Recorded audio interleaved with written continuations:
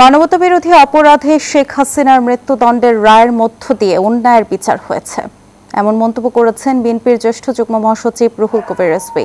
মঙ্গলবার সকালে বগুড়ায় এক সেবামূলক মানবিক কর্মসূচিতে কথা বলেন তিনি। বিএনপির ভারপ্রাপ্ত চেয়ারম্যান তারেক রহমানের জন্মদিন উপলক্ষে দিনব্যাপী আয়োজন ছিল।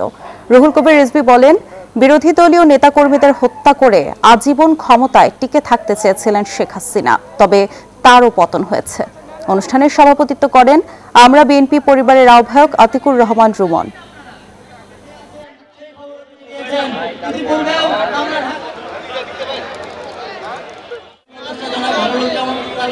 জনাব তারেক রহমানকে এখানে এমন ভোট ব্যবধানে